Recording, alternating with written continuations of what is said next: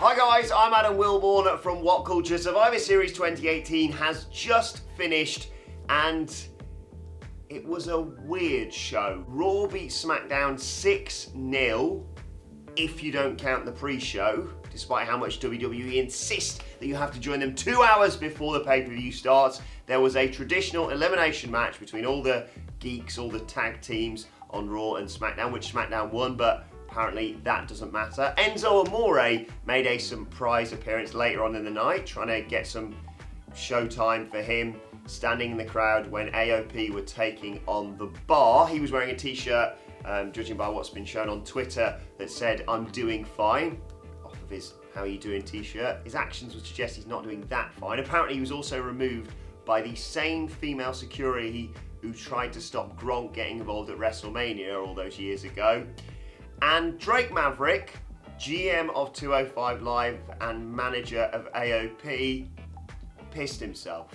So the first match on the card was the traditional 5-on-5 women's Raw versus SmackDown match, and this seemed to be solely there to get Nia Jax even more booed than she already was for ruining Survivor Series 2018's match between the Raw and SmackDown Women's Champions. She was already booed out of the building whenever she got in the ring, but the finish was Nia Jax inexplicably turning on Sasha Banks. I know they've had their problems and they got attacked because Sasha Banks and Bayley had been brought in, failed to mention, earlier on in the night because Ruby Riott and Natalya had been bickering backstage. Anyway, Nia Jax pushed Sasha Banks off the top rope and then she got submitted by Asuka.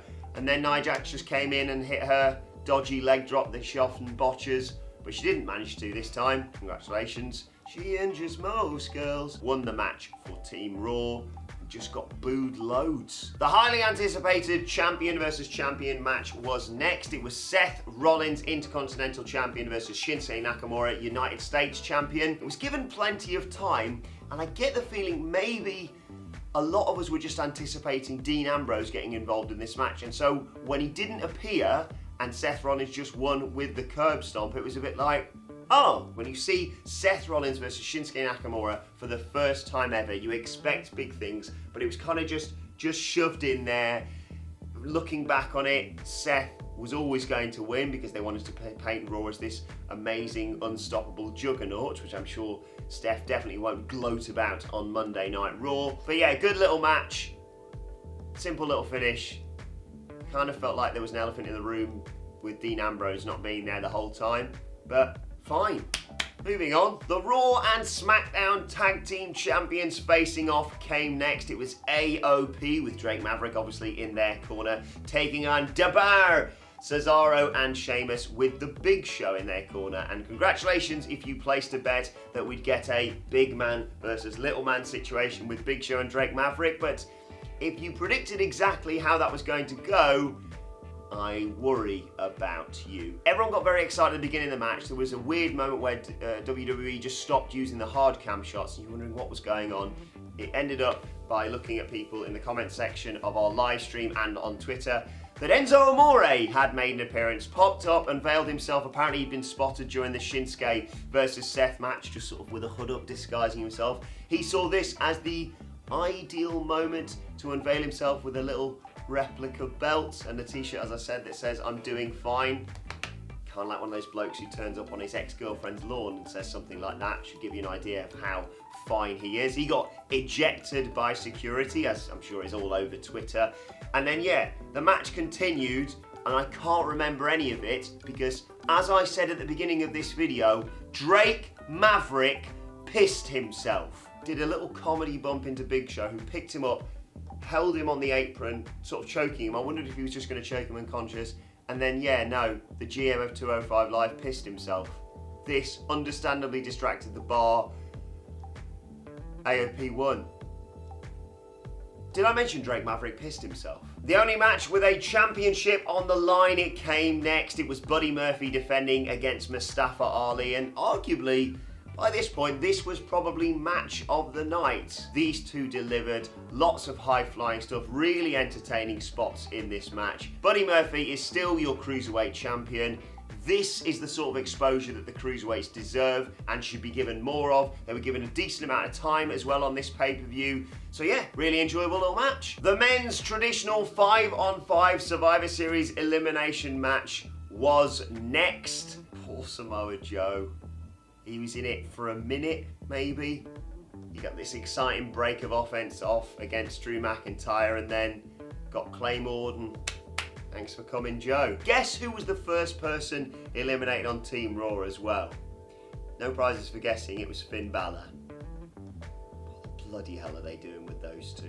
In the end, it came down to shock horror, the best wrestler in the world, Shane McMahon. There was a nice little spot with him sort of fighting with Dolph Ziggler if he did potato him and go a bit mental a few times. He did the from the top turnbuckle elbow drop onto Braun Strowman, who's on the table outside. It's the law of diminishing returns with that, isn't it? I was just sat here going, oh yeah, here we go. And in the end, it ended up just being Braun Strowman being Braun Strowman. Flurry of offense from the SmackDown team. They eliminated, as I said, Finn Balor. They eliminated Dolph Ziggler. And then it just became Braun Strowman's house of running power slams. He eliminated Jeff Hardy, Rey Mysterio, The Miz. The Miz did a brilliant heel, terrified, oh bloody hell, I've got to fight Braun Strowman thing, tried to get Shane to go in instead. Braun just ran through him. It ended up with Drew and Bobby Lashley, my man, in the corner, and Braun staring down a very sweaty Shane McMahon. Braun Strowman wins. Baron Corbin was celebrating on the outside and then sort of remembered, oh bollocks, that means he gets his hand on him now. Jumped him from behind, ran up the ramp with the heels, celebrated at the top of the ramp. This goes on to Monday Night Raw. The good news, aside from the fact that Samoa Joe got destroyed in about 60 seconds, is Braun Strowman has won. He gets his hands on Baron Corbin, he gets to pick the stipulation, and he gets his hands on Universal Champion Brock Lesnar and gets to pick the stipulation. It's the best we could have hoped for with that match, really. Ronda Rousey versus Charlotte Flair. Charlotte Flair obviously taking the place of Becky Lynch, who tweeted during this match that the Irish word for lavatory was Jax, I think. Very good. This was amazing, and I realised this was kind of a match we were going to be promised for WrestleMania, which has probably been changed around a bit now, but a really enjoyable match. Nice to see some technical wrestling being utilised by Charlotte Flair. Ronda Rousey getting a bloodied mouth just only helped the real visceral nature of this match. It was a load of back and forth. For me, this was well on the way to easily being match of the night. They spilled to the outside. Ronda Rousey comes running around the outside of the ring, and then from completely out of nowhere, Charlotte Flair hits her with a kendo stick and gets disqualified. Oh, you were all a bit like, oh. But the post-match almost compensated for it. Charlotte just wailing on Ronda Rousey, breaking a kendo stick over her, breaking another kendo stick when they got back into the ring. Look at Ronda Rousey's arms and chest and head afterwards, because Charlotte was not going, right, I'll just make sure I nice gently hit you, just swinging for the bloody fences. Charlotte just kept beating her up and kept beating her up. She got a chair in there, she put it over Ronda's throat and stamped on it.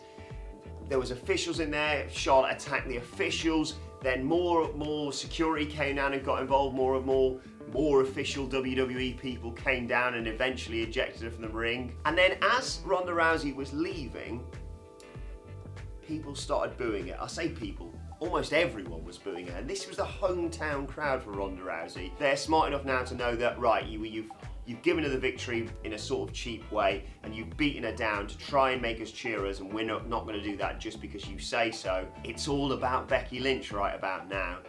But still surreal for WWE to go to these lengths and Ronda Rousey to just get booed and jeered as she's walking up the ramp, bloodied and beaten down, welts all over her body. Strange times in WWE. Interesting to see what they do with that next. And finally, Brock Lesnar versus Daniel Bryan. Got really worried in the first few minutes of this match. I'll admit, you got me there, WWE. First 10 seconds, Daniel Bryan got a bit of offense in, and then it was just your archetypal Brock Lesnar match for a while. And then he hit an F5 and just pulled Daniel Bryan up, so we didn't know whether he was going to kick out or not, but he made sure the match carried on, and we thought, Oh, bollocks. Are they just gonna destroy Daniel Bryan here? But Daniel Bryan eventually got in some offense in, and when he did, boy did he. He was laying down, Brock leant over him, he kicked him in the face a few times. He goes to F5, Daniel Bryan, clips the referee, Mike Chioda, kicks him, Daniel Bryan breaks out, the old kick in the dick, and hits a running knee, and that had me and Adam Nicholas. We were there, 1, 2, counting with it. Brock Lesnar kicked out, and after that, just a really, really enjoyable match. Trying the running knee anytime he got him in the yes lock as well. Brock Lesnar went all sorts of colours in there. And he moved his eyes like he was one of those paintings. Just terrified in the yes lock. In the end, of course, Brock Lesnar won. What do you expect? Daniel Bryan won't be that damaged by this.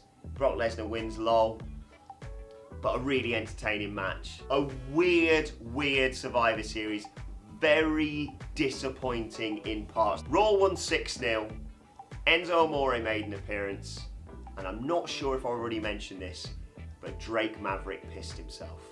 Let me know your thoughts on Survivor Series 2018 in the comments section below. And don't forget to like, share, and subscribe. And make sure you check out our Survivor Series review podcast by searching for What Culture Wrestling on either iTunes or Spotify. Thanks for watching. I've been Adam from WhatCulture, and I will see you soon.